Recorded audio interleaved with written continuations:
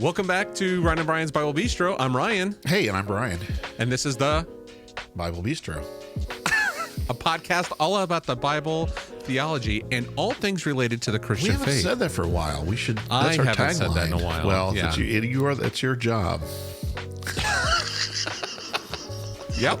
There we go. That is what you contribute. Problem solved. We've got everything under control here, everyone. Now we know my job. Sorry. My job. No, it's all right. It's all right. I can handle it. You do a lot, and you do all the technical aspects of this. It's really. Well, I just want everyone to know. I'm going to push out the Patreon real quick here. Okay. This was not planned, but if you're a listener. Please consider supporting us. If you're enjoying the podcast and you find it helpful, please consider supporting us. You can find that link on our homepage. I was thinking the other day about how much time you and I spend on this, and it wasn't. Time. We're not trying to get rich, but. No. Covering costs. And I figured, on my end, and we're spending about 4 hours a week on our end doing all the, recording, editing, uploading, and all that good stuff. And you're putting in time as well. And so between the recording and preparation, I put in like an hour and 5 minutes a week. a little light on the preparation. A little more there. Yes, this is episode 98, though, right? This is episode 98. It's pretty. So we're two episodes away. Let me see. Let me do the math. Yeah. So next episode will be 90. We have not prepped for the math. Right, Brian? 100 minus 98. What is that? I usually ask that. So yeah. So anyway, we're two episodes away from our century mark. So if you like this, share it. I also say share it. Let other people know we're out there. And we'd love to. And I will say again, and we alluded to this last week, and I know some of you have done it. I'm working on a new email newsletter because social media is just not doing its thing for us. We've been putting out quite a bit of stuff, and looking by the reach of it, people are just not seeing it. Yeah. And so we're going to start doing a lot of our communication through the email, and we do have some things coming up that I think you will all be interested in. Interesting things. So, for you personally, if you're in a small group. I suppose what we normally do, these will be interesting things. Yeah, as opposed to what's happening right now. Some things that might be of interest to you. Working on maybe some small group curriculum, some questions. I don't know, maybe you've ever been in a small group and feel like the questions can be a little off. We're working on some stuff there. So anyway, all that to say, we're back. It's episode 98, and what are we talking about today, Brian? Mark 9. This is kind of a two-parter. This is going to harken back to the golden age of television in like the 70s and the 80s. But every once in a while, your favorite sitcom would have a two-parter episode, and this is a two-parter episode like that. This is before Netflix and binging and all that kind of stuff, right? Yeah, this is a to be continued. In a way, we talked about Mark 8, and it's a self-contained thing, but I would say if you've not listened to last week's episode, go back and listen to Mark 8 first. And we're going to kind of continue with that same vein with Mark 9. We've talked about narrative, kind of how do we look at this as a whole, and I think you said Mark 8 was kind of interesting. There were some things that you saw there that you didn't never seen the connections before, and that's the advantage of kind of using a narrative approach where we're saying Mark, when he put this down, if it's Peter's preaching or if it's not, however we understand that, when he put these things down, he wrote them in the way that he did for a reason. He connected the stories and chose to include the stories that he did and put them in the arrangement that he did for a purpose. And last week, you remember what we kind of said were some of what did you notice about last week? What did you think about Mark 8? We had some markers. We had some geography markers where it seemed more of a Gentile territory. Yeah. Jesus was received well. Yeah. And the Jewish territory, we had over here, and the Pharisees did this, and Jesus jumps right back in the boat and scoots back over to the other side. We had that. We had the disciples. Yeah. There was some. Maybe you had kind of said like maybe we were supposed to kind of see ourselves as the disciples. I think so. I think in Mark, he kind of wants us to take that tack, and basically he's trying to say, hey, there's a little bit more to understand about who Jesus is, I think, is part of what's going on here. But so I last week I kind of presented there are these different groups. We talked about characterization, and these different groups kind of play different roles. And so in Mark chapter 9, I'm going to tell you, I think the focus is primarily on the disciples. Now, here's one of those examples. Again, if we looked at just some of these individual stories, I used the fancy term pericope yesterday or last week. If we just looked at the individual kind of the little chunks without thinking about the connections between them, then we might not notice this. But Mark 9 is really pretty strongly focused on the disciples. I encourage you, just read, and we're gonna basically work all the way through Mark 9 today, or most of it. So I'd encourage you, just if you read it, the disciples are kind of the central part of the story. Now, if we just looked at some parts of it, you might not see this, but I think even when we put it together, I think you're going to see even those parts are kind of focused on the disciple. But just like we had last week, there was that weird healing in Mark 8 where he saw them as trees, and I said, hey, this may be trying to tell us something about the way the disciples are seeing. We kind of have a weird story in this one that people do all kinds of things with, and they're trying to understand it. But I think if we look at it within its narrative context, it kind of comes across. So that's what I think we're looking at. Verses 2 through 4. This is the account we call the Transfiguration, the Mount of Transfiguration. And it's a very interesting story. All three gospel writers tell us, or all three synoptic gospel writers tell us this. And if you look at verses 2 through 4, go ahead and read that for us, if you don't mind, Ryan. Yep. This is the NIV. After 6 days, Jesus took Peter, James, and John with him and led them up a high mountain where they were all alone. There he was transfigured before them. His clothes became dazzling white, whiter than anyone in the world could bleach them. And there appeared before them Elijah and Moses, who were talking with Jesus. Okay, so a couple of things, and I wouldn't even plan on doing this, but do you see how it starts? After 6 days is... a time. It's a temporal marker. It's a classic temporal marker right there. Classic, of course. So that's saying, okay, here's another section, and it's interesting. This is one example. We need to do an episode on how the chapters and verses came about. This is an example, though, of where chapter 9, verse 1 probably actually goes with chapter 8, and I think I did deal with that last time, but. Verse 2 really kind of is where the mark begins here, we would say narratively, when we begin to look at this. So he takes these three, Peter, James, and John. We call these sometimes the inner circle. They seem to, they show up in places where some of the other disciples don't. For example, in the garden, he takes all the disciples into the garden with him on the night of his arrest. But then Peter, James, and John go in a little bit further, if you might remember that. And there's these kind of occasions. And this is one of those. Peter, James, and John are taken up on a high mountain, it says. I'm not going to talk about this today. There's lots of debate about which mountain this is in Jerusalem, or I'm sorry, in Israel, and or outside of Israel, and that's not really the main point today. The fact that it is up on a mountain probably is, because this is a place where revelation often takes place, where Moses goes up on a mountain to receive the Ten Commandments, for example, and it says that he is transfigured, he's changed. Now, you laughed a little bit when you got to that description of his clothing as dazzling white. White often talks about purity or holiness, this kind of thing. You laughed because it says no one in the world could bleach him these white. Yes, that's what it's, yes. Yeah. It's kind of, again, to go with our 70s TV, it's like it makes your white so white. So that'll be a throwback for some. Yes. That'll be a throwback for some of you. Some of you are going, what's a commercial? But anyway, his clothes are dazzling white, whiter than anyone in the world could bleach them. And then there's Elijah and Moses who appear with him. And one of the things we have to think about is what is the significance of Elijah and Moses appearing on this mountain with Jesus. So here's Jesus transfigured, and James and John and Peter see Elijah and Moses as well. I always have students ask this when I'm teaching this, is they'll say, well, how did they know who they were? And I'm like, I don't know. Maybe Moses had 10 commands. I don't know. They just knew. They knew that's who it was. They had name tags. Right? Hi, my name is Elijah. But anyway, here's Moses and Elijah. What do you think? What's significant about the two of them? Do you think? What when you think of Moses, what do you think about? Well, leading the people out of Egypt, Exodus. Okay. I mean, he's kind of the bringer of the law. Sure, the lawgiver is often one of the terms we use. What were you going to say before that? I kind of cut you off. I was going to say prophet, maybe. Okay. With Elijah's a prophet. He's a prophet. He's like the big prophet for Israel. Not a writing prophet, but he's the prophet. If you think about some of the stories of displays of power in the Old Testament, right? God using someone to display his power. Now, Exodus obviously was a big deal, but there's a little bit of power there too. Yeah, right.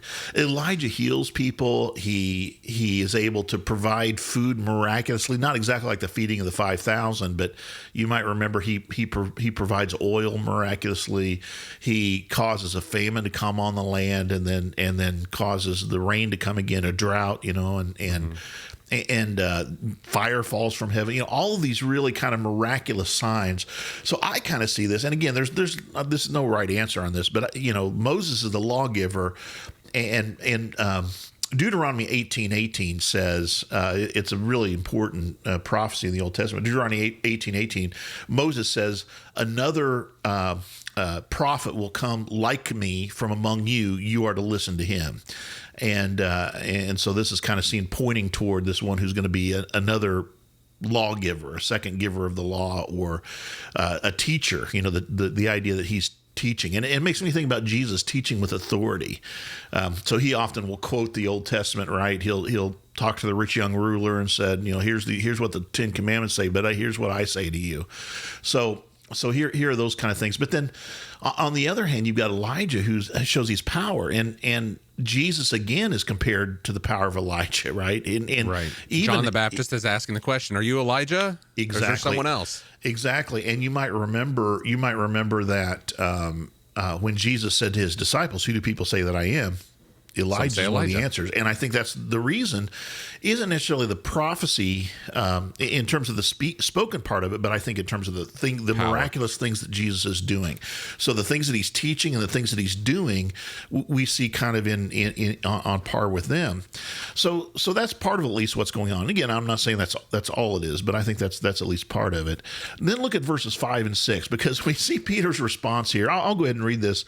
Peter said to Jesus, "Rabbi," and this is the term of a disciple to a teacher. Rabbi means my teacher, is literally what it means in Aramaic. Rabbi, it is good for us to be here. Let us put up 3 shelters. And this is the word, sometimes some of your translations will say tabernacles or tents. This is the word skene. Let us put up 3 shelters, one for you, one for Moses, and one for Elijah. And then I love this parenthetical statement, at least it's parenthetical in English. He did not know what to say. They were so frightened. And so leave it to Peter, even though he didn't know what to say, he had to say something, right? 3 tents, one for you. Right. So even though he didn't know what to say, he because of their fear, and the frightened here, I think is it's similar to what we see people's response to angels, right? When you see Jesus transfigured in this way, it is a sense of awe and respect. It's the supernatural breaking into the natural, right? Or the glorified breaking into the mundane, however we want to think about that. And so here's, they're afraid, but Peter says this. And what do you think is the significance of what he says here? That we want to put up these 3 tabernacles. What does it show that here's maybe the way I should ask this. What do you think it shows about his understanding of what's taking place? I think he thinks that physically Moses and Elijah have returned, and there's been lots of, if you read the commentaries on this, there's lots of different ideas. Some people say he's saying he wants to prolong the experience. So, hey, let's hang out here for a while. Some people talk about that he, it's kind of a mountain, quote unquote mountaintop experience, right? He's wanting to prolong. Anything else that you notice? He says, let's put up 3 shelters. And I think for Peter, this is a big deal. Remember, he's just the one who said in chapter 8, I think that you're the Messiah, right? Mm-hmm. And the promise was Elijah's going to come before the coming of the Messiah. And we'll get into that a little bit as well and a little bit later. But here's this idea. My teacher, my rabbi is equal to Moses and Elijah. And that's a big deal, right? He's on par with, so I'm going to make 3 tabernacles, one for each of you guys, right? Right. Now, again, the problem has been with the disciples. They understand a lot, but they don't quite get it. And that's what I think the significance of this is, and the focus on the disciples, because look at what happens next. And go ahead and read verses 7 and 8. Yeah. Then a cloud appeared and covered them, and a voice came from the cloud. "This is my son, whom I love. Listen to him." Suddenly, when they looked around, they no longer saw anyone with them except Jesus. So this is kind of the answer to that. Peter says, let's put up 3 tabernacles, and there's a cloud that comes. Some people talk about this idea of the cloud of glory, or you mentioned the Exodus earlier, this cloud that went before them in the day, before the Israelites in the day. However we understand this cloud that comes on the temple when Solomon dedicates the temple. However we understand this cloud covers them, but then it's only Jesus that remains. So Peter's understanding is, hey, Jesus is equivalent to Elijah and Moses, and I think the answer here is, no, this is my son, right? Right. Jesus is not on par with Elijah and Moses. He is superior to Elijah and Moses, is what's going on. You understand part of it, Peter, but you don't fully get the picture of Jesus' identity. And that's what we said a little bit last week. Again, focused on different groups and the way they respond to him. This, again, if we're focusing on the disciples, it's that you don't fully understand who Jesus is. So you're being taken to a little bit different understanding. Now, when I preach this, and again, I've been preaching through Mark, I talked a little bit about the kind of things that can prevent us from grasping fully everything about who Jesus is, from knowing him fully in a way. And I think one of the things that Peter's running into, and I think it happened to him in chapter 8 as well, that we sometimes run into as well, is our worldview. And we talked about this a little bit last week, but our worldview will often prevent us from fully understanding what it is that Jesus is teaching us. We think about the things that we've been taught when we're very young, or the stories that we've been told, or the beliefs of the people in our community and in our group, our social group, however we understand that, maybe in our church group growing up, can keep us from fully grasping what it is that is true about Jesus. And I think that's what Peter's dealing with in this context. Peter and the other disciple. I mean, not to point him out specifically, but I think they're having a hard time understanding fully who he is. Anything you want to say in response to that, or anything? No, I'd never thought about that. The Peter making the comment about the physical nature of them, right. And then the next thing we know, there's a cloud and they're gone, yeah. Or even thinking that they're equal, and then God revealing, like, I'm saying something else about Jesus now, yes. Like, again, like that this is him saying that is still his impartial understanding. I right. Just never thought of it in that way. I mean, I think he sees 3 guys here. He thinks they're big deals, and like, I'm going to put up big tents. And it's like, right. I mean, if I saw 3 guys that I thought were big deals, you know what I mean? Like, sure. Hey, 3 seats, and then all of a sudden, like, here's the cloud, and then they're gone. I think the idea here is he's not 3 guys. These are not just 3 guys. 3 guys. They're a big deal, right? And so Jesus, there's 2 things that make me think that the point of this is the response from the voice from heaven, which I understand to be mm-hmm. God speaking. This is my son. Listen to him. Right. And that actually harkens back to what I said in Deuteronomy 18:18. Another prophet will arise like me from among you. You are to listen to him. Right. He's the one you're to follow. Go ahead. Yeah. Yeah. So, I mean, what do you think about this? I mean, I know this is pure conjecture at this point, but like, do you think part of this is to say, like, don't keep looking back to the wisdom of the past, like, look to Jesus for, like, yes, I think, like, not that he's getting rid of the law or, right. Overthrowing what has come before, but like, you need to shift your mind from what was to what is. I think that's it. And particularly I always struggle with this because, I don't think it's just the law. It's the interpretation of law. It's the tradition handed down by the elders is the real issue here, I think. Mm-hmm. And I mean, it's very important to them. I know I've mentioned this tons of times, but I think it's when this occurred to me, or it was something that I read in Richard Bauckham, one of his essays, that it's one of those that blew me away and talked about shifting your mindset or your worldview. That he said that the majority of young Jewish boys in the first century were named after a Maccabean king. And that shows you they were looking back right? I mean, you don't name further, your kid George Washington or I don't know. I guess Abraham Lincoln. Yeezy, or I don't know. Anyway, oh my gosh. Stop that train of thought. Abraham Lincoln. You don't name your kid that unless you're kind of looking back and thinking, this is what I want moving forward, right? This was the pinnacle back then. And the Maccabees were the ones. Remember, the big point is that they threw off the oppressing nation, right? And so Simon and Judas, that I just named 4 of Jesus' disciples with those 2 words, right? Right. And Mattathias, and all of these heroes, John, all of these heroes of the Maccabean, the Hasmonean dynasty is what they're looking back to, and they're saying, this is what we want again.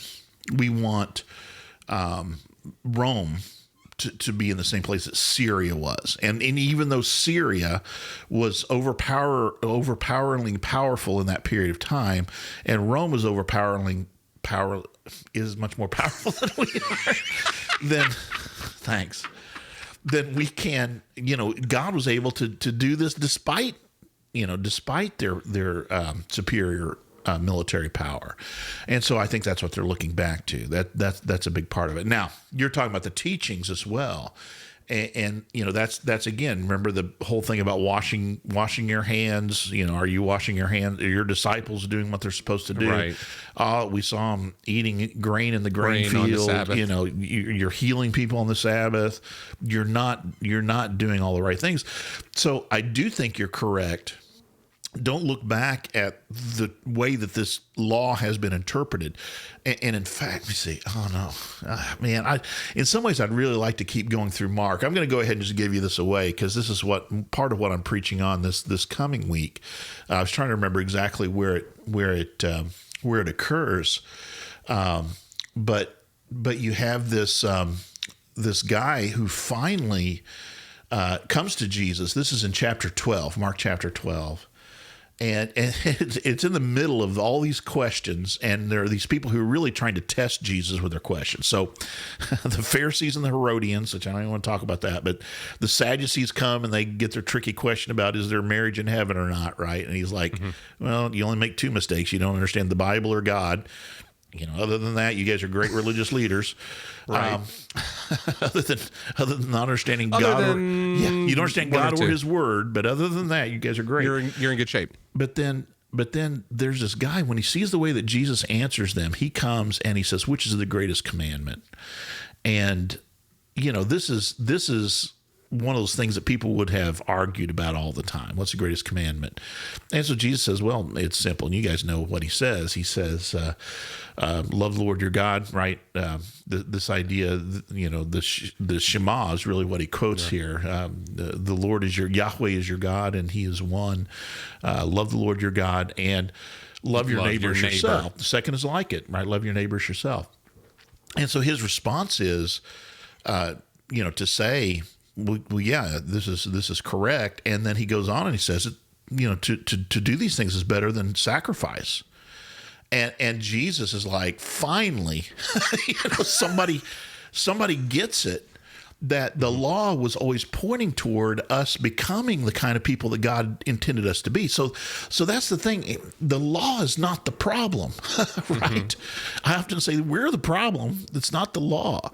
It's the emphasis that they put on certain parts of it, because I mean and even what it was supposed to do. But yeah, go ahead. Right, but like the love your neighbor, that's Levitical. That's what Leviticus 18, 19, somewhere right under there. Well, where it's that Jesus is kind of reframing the law to help them get a better handle on what it was supposed to accomplish. Exactly, and I don't think they would have said, "Oh, we're not supposed to love our neighbor," but I think they would have said something like, "Well, who is my neighbor?" Right. I think that happened in the Gospels somewhere. You might remember that question. So that's the thing. They were always focused on making sure that we're keeping the law rather than allowing what the law is revealing about the nature of God and us in relationship to Him, allowing that to transform us. And to create what God wanted in the world. The law was supposed to be transformative, not just kind of informative, or not just an issue of keep these things and you're going to be in good shape. The rich young ruler, he comes to him and he says, what do I need to do to inherit eternal life? And he's like, well, you know what the law says. Don't, honor your mother and father, don't murder, don't lie, don't steal. He says, I've done all these things. And he says, well, then sell all these things. Exactly. And again, not that everybody has to do that, but it's like you have not understood the way that the law was supposed to transform you to make you a generous person like God is a generous person, right? And so this man finally understands. And so that's what I think. And now we're far afield of what we're going to talk about, but it's good. It's Mark good stuff, 9. I think. Back to Mark. It's good. Back to Mark 9. But I think it's the idea of don't look back in the way that the teachers of the law and the Pharisees are focusing on, tithing our mint and our dill and that kind of thing. So. So here's what happens then. Next is as they're coming down the mountain. This is verses 9 and what do I have here? 9 and 10. As they were coming down the mountain, Jesus gave them orders not to tell anyone what they had seen until the Son of Man had risen from the dead. Okay, I'm gonna repeat that. This is verse 9. As they were coming down the mountain, Jesus gave them orders not to tell anyone what they had said until the Son of Man had risen from the dead. Verse 10. They kept the matter to themselves, discussing what rising from the dead meant. Now you get you get the same humor in it I do. Well, it's the way you said verse 10. Like you'd set it up. I mean, it was like comedic sentence timing here. Like I just said this, and then now they're. When you say the word dead, do you mean dead, or light dead, what medium could Jesus dead? Possibly have meant when he says rising from the dead? Maybe he meant rising from the dead. Well, especially as we look back from Mark 8 last week, where he delivers this whole thing, and that's when Peter's like, Jesus, shut up. and that's the point, right? So repeatedly we've had this, because this is the fourth or fifth time, I've lost count now. This is, Jesus has repeatedly said to them, I'm going to die. And I'm going to rise on the third day. And they continue to go, what does he mean by what could that possibly mean? But we laugh at it. But this is the perfect example of what I'm talking about. That their own worldview, we talk about a worldview being a lens through which we see the world, is keeping them from being able to see this. It reminds me, man, I'm lost in the 70s today. It reminds me of that game. I can't remember what game it was, but there was what was the name of that? Was it Jeopardy? No. I can't remember, but Wheel of Fortune, other 70s shows. But it was a card, and you slid it in with the red lens over it, and then when you slid it in, you could see the word. You know what I'm talking about? It was like was it categories? No. Well, you could play it at home. There's a game you could play at home. Okay. Never mind. But moving on. but you get what I'm saying is the way that we look through that lens is what keeps us from seeing the fullness of this, and that's what I think. That's exactly it. And you even after what's interesting is even after they've just seen Jesus up there with someone they've identified as Elijah and Moses, then they disappear in a cloud, and then they hear a voice saying, "Listen to what he says. Listen to him. Rise from the dead. I don't get this. Yeah, I'm out. Yeah. Could you clarify more specific rise here?" So then verses, and again, we make fun, but I think this is exactly what Mark's, they couldn't see it. They could only see a physical kingdom right then. And so when I say he's putting us in the same spot, he's wanting us to play this part of the disciples, I think, and come to terms with what it means to rise from the dead. He's already said, if you really want to be my follower, you've got to take up your cross and follow me, right? And so we continue to have these ideas. Now, well, just wait. Just hold on. If you think this is bad, we have more comedy. It gets worse. More comedy gold in the Gospels. Yeah, it's gold, Jerry. So verses 11 through 13. And so they asked him, let's change the subject since we don't understand the rising from the dead stuff. Why do the teachers of the law say that Elijah must come first. Now, you have, I told you earlier to get maybe Malachi 4 You did. up for us. So the way our Bibles are arranged, these are the very last verses in our Old Testament. Now, I say that because the Hebrew Bibles are arranged differently, and there are different ways that we can arrange these. But it's interesting that these are the last verses in the way that we arrange the Bibles, Mark chapter 4. Okay. So you want to read Malachi 4, 5 through 6? Okay, here we go. Malachi 4, yeah. Yeah, Malachi 4, 5 through 6. Here we go. See, I will send the prophet Elijah to you before that great and dreadful day of the Lord comes. He will turn the hearts of the parents to their children and the hearts of the children to their parents, or else I will come and strike the land with total destruction. So there was this idea that Elijah was going to come first before the Messiah was going to come and make all things right, right? And so then Jesus gives them this answer, and this one's a little bit hard to understand. And I'm going to at least give you one way to understand it. I'm not saying this is the only way to understand it, but Jesus replied, and here's how the NIV 2011 has it: to be sure, Elijah does come first and restores all things. Okay, that's one way to understand this. The other way we could understand this is almost as a rhetorical question. Is it indeed, does Elijah come first and restore everything? It could be that kind of you understand the kind of the focus there. So it could either be Jesus saying, to be sure, what the scripture said is true, or it could be saying, again, your understanding, is it true that the Elijah comes first and restores everything? Why then is it written? And here he goes into Isaiah, that the Son of Man must suffer much and be rejected. So here you're going to, not only Isaiah, but you got the Psalms with the stone the builders had rejected has become the cornerstone and all this kind of stuff. But I tell you, Elijah has come, and they have done to him everything they wished, just as is written about him. Back in chapter 6, we have this excursus on John the Baptist. In the middle, it's a sandwich. I've talked about that a little bit. Mm-hmm. And you have that here. It's a whole story about how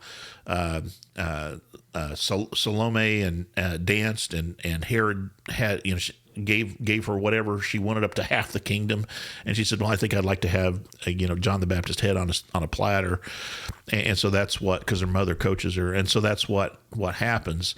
We can get into that whole, there's incest and all kinds of stuff back there, but we can get into that another day maybe. But another episode, different episode.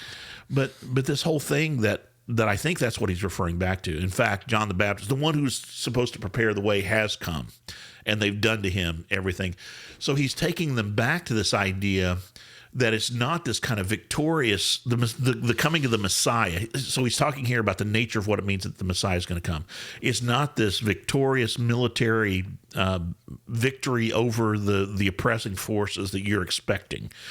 In fact, John the Baptist, right, what happened to him? And he's saying it's the same that it says that the Son of Man is going to come and going to suffer many things. So if Elijah came first and made everything right, then why does Isaiah tell us that the Son of Man is going to come and going to have the suffering? Mm-hmm. So he's trying to help them see the fullness of what the Messiah was really about, the messianic expectation was really about, is the way I would understand this. Yeah. So do you think that's just like them misplacing certain things? Like they see the Elijah, they've elevated the Elijah narrative above like the Isaiah suffring servant. Do you think certainly that's the reason? Because certainly the suffering servant stuff. They prefer, I think, to see. Yeah, kind of the conquering Elijah. It was just they knew this Isaiah passage, yes, but just in their mind and how they envisioned the world, kind of the worldview, they saw they gravitated so much more to that Elijah power. I mean, why not? I mean, it's a better story, and quote unquote better story in some ways, right? And we still do, right? We still struggle with this. We're still dealing with this idea of the use of influence and leverage in order to make things turn out correct. We still look to political and societal leaders in order to make things right, rather than seeing that it's about service and sacrifice. And we're still in that same boat. And I always say it goes back to the garden. It's saying that we're going to humbly accept our place as not God, as creatures, and do his will, or we're going to assert our own. Is essentially our choice, and so that's what I think. That's what I think it is. And again, it's I don't want to just, how do I say this? I don't want to cast aspersions on the disciples, right, for wanting to sit on the throne to the right and the left of Jesus, which is chapter 10, by the way. But I don't want to do that without recognizing my own culpability in that, without recognizing my own desire to do what I want to do rather than submitting myself to the lordship of Jesus. So I think that's what the story is about. Again, we take the role of the disciple here, and we're not quite understanding sometimes, I think. And we're being drawn by this story of the gospel and by the example of Jesus, right, into a deeper understanding of what it means to truly be a son of God, to truly be a child of God. So, anything else on that, or no? It's cool. Okay. So here we have the story of the possessed boy then. And again, often we'll read this separately. We don't think about this in connection with the transfiguration, right? These just happen to be in the same chapter. So verses 14 through 18, and I'll tell you, I'm kind of getting messed up with this a lot just now. We read a book we've talked about a little bit earlier that talks about one of the things that's characteristic of the world in which we live now, the way that we look at the world, again, our worldview, right, is one in which the spiritual realm does not interpenetrate the realm in which we live, right? That at some point we put kind of a separating ceiling between ourselves and the spiritual world, and then we moved that up, until there was this great gulf to fix between them, and then it's to the point now. The reason we have become secular, and this is kind of a very huge simplification of a secular age, is because that world of the spiritual no longer has any influence on us on our day to day. Then does it even exist, or does it even matter? Right. We moved to a deism, an effective deism. What God created, we believed in God, but He's separate from us now. We got it under control. He really doesn't affect our day to day, and then or even an atheism. Then you understand why atheism would be the next step from that. What difference does it matter if I believe in a God at all? So, and I'll just mention one of our friends of the podcast has been on before. Chad Ragsdale wrote a really interesting blog. We should share that. Yeah, share that in the links, because I thought it was right on. Where he said, I'm effectively deistic, right? Even though I would claim to be a theist. In other words, saying something. I'm someone who believes God and the spiritual interpenetrates the day to day. I often act like a deist, that I've got this on my own, right? And I've got it handled. And so it's very interesting. And it never hit me again until I'm preaching through Mark. And I've actually read articles on this, and I've actually heard papers talking about demon possessions in Mark. They're everywhere, right? Right. It's full of it. There's all kinds of casting out of demons in Mark, and but again, preaching through it, and I'm doing it differently because I'm preaching through every verse. There's only, if I was doing this as a series and I was only going to take maybe one or two stories out of each chapter, I would not have focused. I mean, how many demon possession sermons can you do, right? But seriously, you remember last week we had a demon possessed person. This week, here we have another demon. One. Yeah. So we're going to do 15 weeks. No, anyway, but you get what I'm saying is that it's really struck me as I've been working through this, how much that comes to the fore. Right. So here we have another impure spirit or a demon, however we want to talk about that. Go ahead and read verses 14 through 18. I'll let you read that. Yeah. When they came to the other disciples, they saw a large crowd around them and the teachers of the law arguing with them. As soon as all the people saw Jesus, they were overwhelmed with wonder and ran to greet him.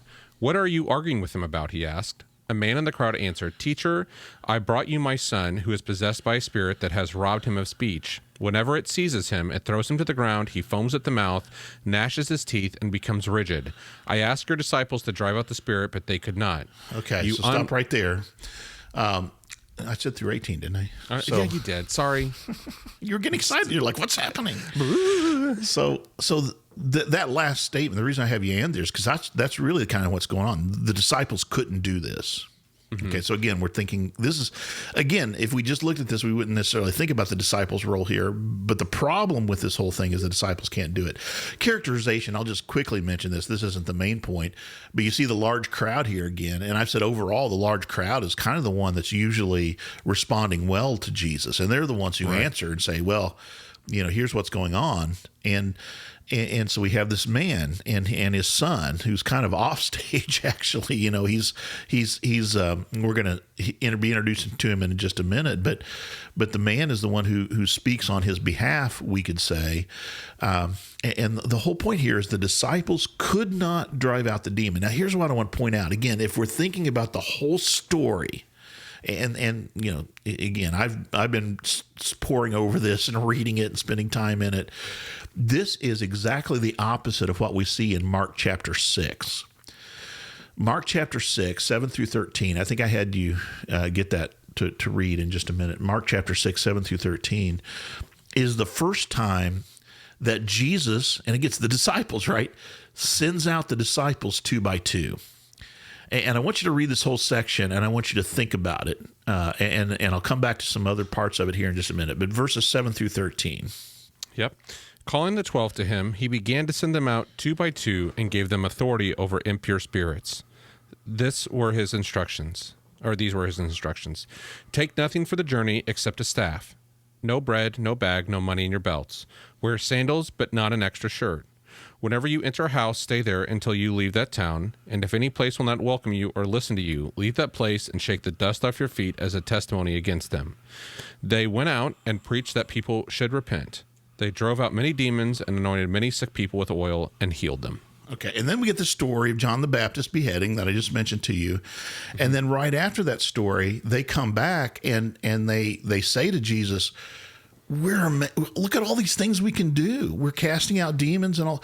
So here's the interesting thing. They were able to cast out demons in chapter 6, but here we are in chapter 9 and they can't do it. So what's happened? Okay, that's part of the issue I think we need to think about here. So, and I'll come back to that. I'm not just leaving it there, but I want you to think about that, right? I'm thinking. We've seen the disciples already able to do this. And so here, and again, you see how this is connected to the transfiguration. They come down from the mountain, and the other disciples have been down in the valley. And I don't want you to draw the parallels here, but it's not unlike Moses up on the mountain, right? And he comes down and the Israelites are, they're golden calf. Exactly. And so it's a similar kind of thing. I mean, I don't want to draw that strong parallel, but it's a similar story is what I'm trying to say.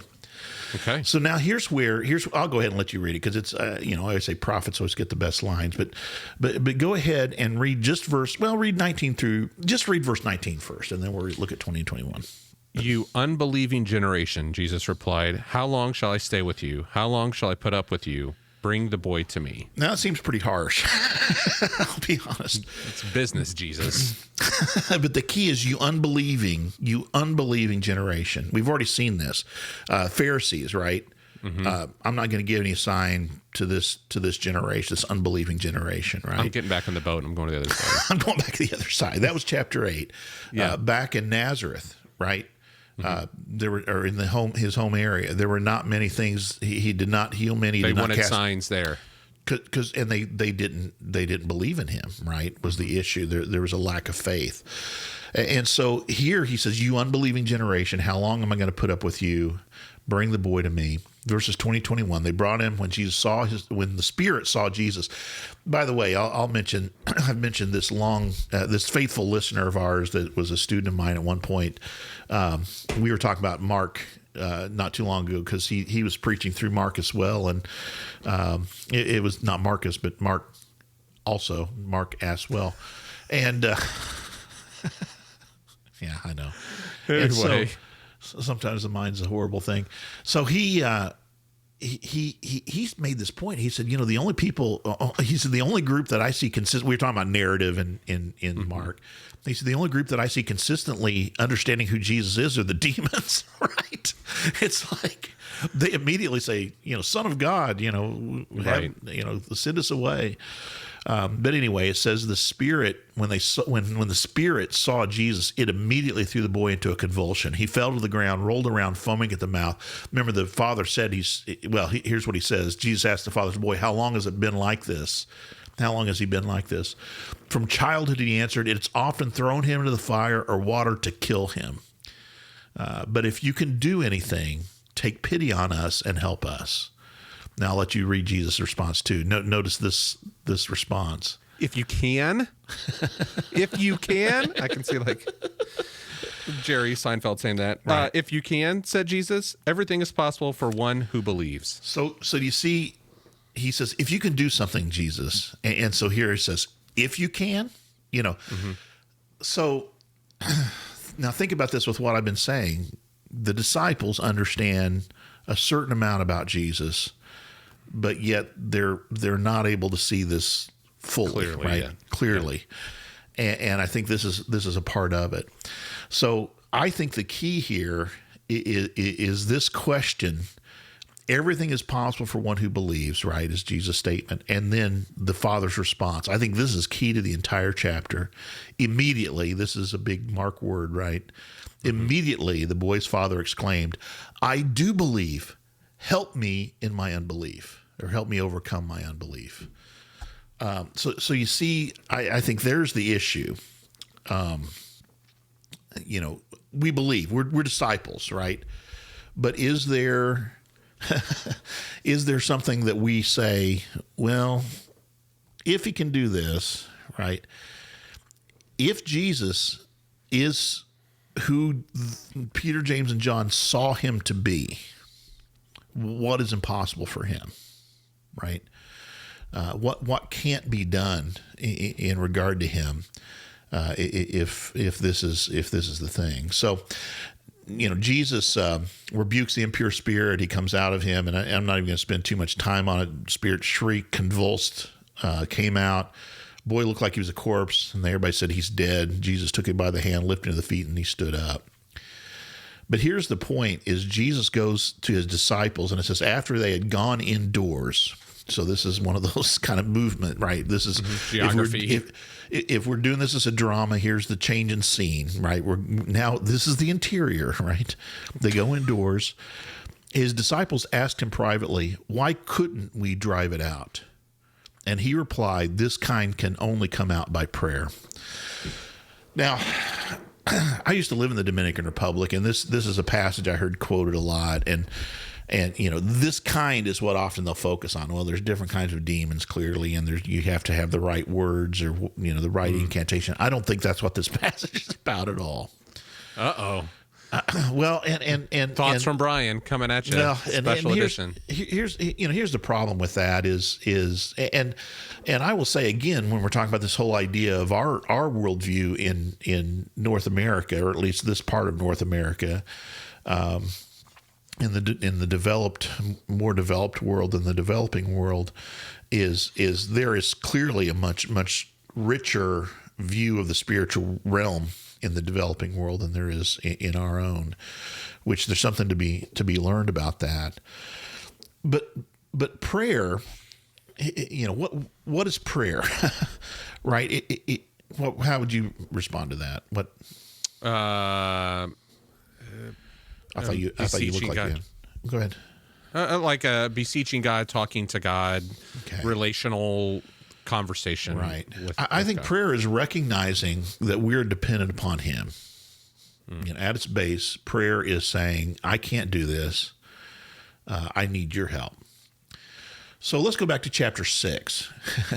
When Jesus sent his disciples out, what were their instructions? Take nothing for the journey. Don't take anything with you. Don't take gold. Don't take a bag. Don't take bread. There's that whole not having bread again, right? Mm-hmm. Because what are they learning? they're learning dependence, I think, upon God, that they need God, that they're absolutely dependent upon him, and he will provide what they need. Okay. And they're able to cast out demons. Okay. Now, here's the problem again with the disciples is it's about positional stuff. I think it's about, okay, now we've got the lesson, Jesus. We've got this now, right? We can do this on our own. And so they try to do it on their own. And he's like, what did you forget? You forgot the God part. You forgot to ask God for his help in this. We couldn't do it, right? The disciples cannot do it. I think that was true in chapter 6. The disciples could not do it in chapter 6, but God can, right? And what does Jesus say just before this when the man says, if you can, what he says is everything is possible for the one who believes, right? The one who's put their trust in God, the one who's put their faith in God. Interesting, there's a similar thing in the next chapter where they say, how can anyone be saved? It's when the rich young ruler, when he says to sell everything you have, and then Jesus says, it's hard for a rich man to enter the kingdom of heaven. It's harder for it's easier for a camel to go through the eye of the needle than this. And his disciples then say, well, who can be saved? And he says, with man, it's impossible. With God, all things are possible. And so again, it's are we placing our trust? Are we placing our trust in God? And that's what the disciples are being called to, a deeper level of trusting in God rather than trying to do it on their own. And that's why I mentioned all that deist stuff, right? Because at its heart, what effective deism is saying, well, God, I believe, I believe, I believe, but I better not trust God to take care of me. I'd better make sure I've got that handled on my own. I better make sure I do the things that I need to do because, God is up there after all, and he has very little impact on our day-to-day lives. So you see what I'm saying? That effective deism, I believe, help me in my unbelief, right? Because I really don't. I really am saying, there's very little influence on my day-to-day life with this. Anything you want to say in regard to that after I've sermonized? No, I think that's great. I've heard that preached and talked about in so many different ways. You know what I mean? Like, sure. And I think this is the importance of narrative structure, the narrative, and then juxtaposing this against Mark 6 is really interesting. You know what I mean? Like you talked about you even talked about like Jesus heals this section starting at verse 14, how we read it so different than the transfiguration sometimes. And I'm just like, we often read these in these sections like, here's this transfiguration and here's this section, but kind of going, how do we read this in all of Mark? And what else is happening? And the juxtaposition between the two of them, what's different in this? The Bible is not the book of I Ching, right? It's not just a little proverb. Exactly. It is, and here especially, it is a narrative. The whole of the Bible is a narrative, I would say. It's a story, right? But Mark, and the reason Mark can be such a good place to start looking at these things and noticing them is it is shorter. You can sit down and read Mark in an afternoon, and that's where you begin to see some of these connections and some of these repeated words and that kind of thing. So you're absolutely right. I mean, and that's the... I love preaching, right? And I believe in the church and I believe in preaching, but the problem is when we read these isolated nuggets, give me my, my nugget of Christianity for this week, and you don't see it within the larger context, within the larger story. And so I think there's a responsibility for teachers and preachers to make sure that we see those connections, even if it's just mentioning them. And there's a responsibility for each of us to make sure we're familiar with this story. I mean, this is only, if we're followers of Jesus, this is only the central story to our lives. We probably should spend some time on it, right? I'm sorry, I'm being a little sassy today. So you are being a little sassy. It's good though. It's all right. It's the Bible Bistro. We just let it fly. So here we go. Then let's finish this up. Again, I think 24 is kind of the central verse, but then they leave that place and pass through Galilee. Jesus did not want anyone to know where they were because he was teaching his disciples. Okay, and he says, I'm paraphrasing. Okay, guys, I'm going to go over this one more time. And everybody paying attention? Everybody paying attention? Eyes to the front, right? He said to them, the Son of Man is going to be delivered into the hands of men. They will kill him, and after 3 days he will rise. Any questions? Right? What do you mean by die and rise? What does it say? But they did not understand what he meant and were afraid to ask him about it. They still don't get it. Okay. Now, I'm even going to show you more they didn't get it. They came to Capernaum. When he was in the house, he asked them, what were you arguing about on the road? So he just said, okay, guys, here's why we're up here on our own. I want you to get this. We're in a retreat, right? Uh-huh. I'm going to die. I'm going to be handed over to these men. I'm going to die. And after 3 days, I'm going to rise. And they're arguing about something on the road. So this is what we argued about on the road. But they kept quiet because on the way, they'd argued about who was the greatest. So here their teacher is talking about dying, and they're arguing about position, right? Mm-hmm. Sitting down, Jesus called the 12 and says, anyone who wants to be first must be the very last and the servant of all. He took a little child whom he placed among them. Taking the child in his arms, he said, whoever welcomes one of these little children in my name welcomes me. Again, you'll get a kick out of this because there's no extra charge for this. This is something I'd planned already. So, okay. Or I hadn't planned, I should say. Whoever welcomes one of these little children in my name welcomes me. In chapter 10, they're bringing the little children to Jesus, and his disciples are rebuking them. Right? In the next chapter, his disciples are going, don't bother the master with these, if only had like a whiteboard, they could write some of this stuff down. If only Matthew had been taking notes. Someone got the whiteboard. Get the whiteboard out. Something's happening. Make sure we're up on to date on all this stuff. Okay. Whoever welcomes one of these little children in my name welcomes me, and whoever welcomes me does not welcome me, but the one who sent me. God himself, right? You're welcoming God himself. So then there's this, and there's a whole lot of other teaching here I'm not going to spend time on, but I do think this one's interesting as well, because verse 38, and I've told you, I think all this whole chapter is about the disciples. This whole section of the gospel is about the failure of the disciples to understand. So the transfiguration, the failure the questions on the way down about Elijah, the failure to cast out demons, arguing on the road about who's the greatest when the teacher's trying to tell you, the kingdom is about the cross, not about the throne, right? All of these things. And by the way, in chapter 10 is where James and John say, I want to sit one at your right hand and one at your left, right? Mm-hmm. So here it says, teacher, said John, we saw someone driving out demons in your name. We told him to stop because he was not one of us. All right.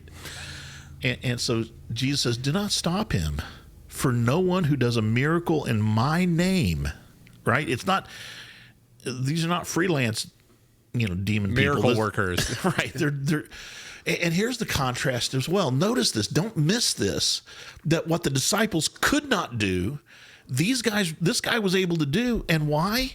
Because he was doing it in the name of Jesus, right? He was relying not on his own power. He was relying upon the power of Jesus to do it.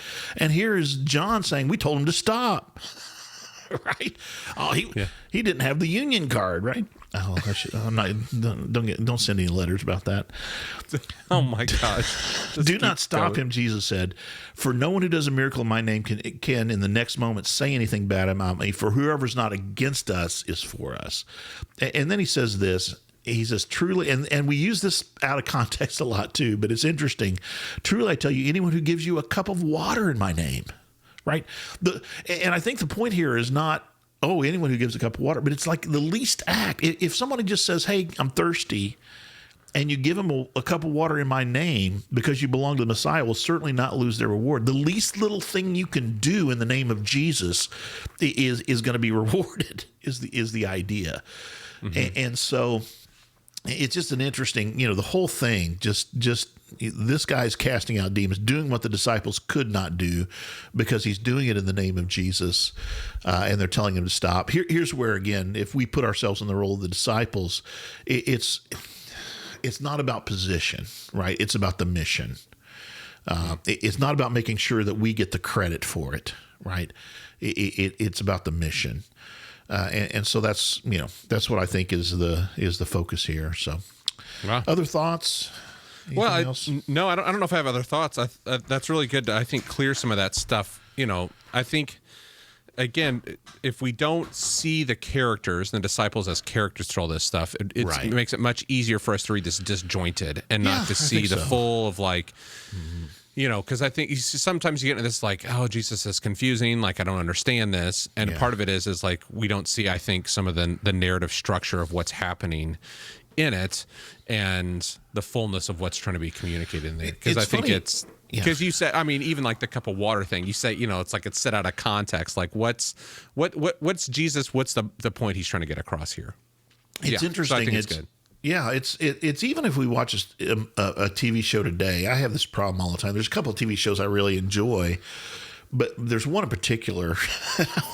I won't mention it specifically by name, but I finally realized I'm not able to keep all these characters straight. Now it ends up because it's I won't give away the ending, even though I didn't give the name, but basically it's because these characters are playing 2 or 3 different parts, and I was having a real hard time. And I basically had to go back in order to understand this TV show. Right? I hate that. I had to go back and I had to basically figure out what character was which. Okay. And so it's no different. Any media that we are interpreting, and I just use TV shows because that's one that we're more familiar with a lot of times than books, right? Right. Any media that we are ingesting and trying to understand, it requires us to think about the connections and so forth, or we're going to miss them. And I think it's no different. And again, when we kind of read these, this little bit or that little bit, it keeps us, I think, from fully appreciating the connections in these narratives. And I tell you, I've had a real lot of fun going through Mark this time and noticing some of these. I've done it with John tons of times, and that is just second nature to me there. But Mark is one that I've never really spent this much time looking at in this narrative way. Although the first book on narrative I ever read was Marcus' Story, which is not Marcus' Story, but Mark Ass Story. Which is a really good introduction to narrative. Really, I learned narrative. Check mark 2 for this, for doing that. Yeah, sorry. So, anyway, yeah. No, I think other thoughts or I you know me, I don't have thoughts. Other than I think this is really good. And I heard some great things about Mark 8 when we did that last week. Oh, good. Yeah. And I think this is I think it's good to kind of continue to see this narrative structure kind of unfolding. Right. And who knows, we may come back to another Mark. I don't know, man. I tell you, the more I do it, the more I think it'd be fun to do a whole series on this. But it's kind of long. So we did Ephesians. Yeah, fair point. But this is longer. Anyway, all right. Well, Brian, thanks so much. Yeah, thank you, for sharing Brian. your wisdom on this. We'll be back next Tuesday. Marcus. Thank you, Marcus. Gospel of Marcus. I want to say again to remind you all, follow us. I used to say follow us on Facebook and Instagram. You can do that. That's great. But go to our website, sign up for our email newsletter. That is going to become probably the primary way that we're going to start communicating some stuff. New stuff. We're going to announce content. new stuff. We do have new things coming. So we're going to, I just want to encourage you to go on there, sign up for that. I am going to start using that, and it might even be more of a weekly thing, so you can get some of the show notes and stuff in there as well. So sign up for the emails newsletter. That's where we're going to be doing a lot of our communicating. We'll have links to the episodes if you miss them and so forth. But we do have some stuff coming down the line. We would love for you to be a part of that. Love for you to join us. Soon we'll be a couple weeks. We'll be at with Jody Owen at his learning retreat, and we're hoping to do some things from there live on site. Our first ever, I shouldn't say live, but I was going to say live recorded in the past, but broadcasted later. Recorded on site. Recorded on site. Bistro on the road in southern Indiana. Everybody's dying for that Underwood, Indiana. Yeah, Underwood, Indiana. So that'll be great. And Brian, I will see you next Tuesday. See you next Tuesday, Ryan. All right, bye. Bye.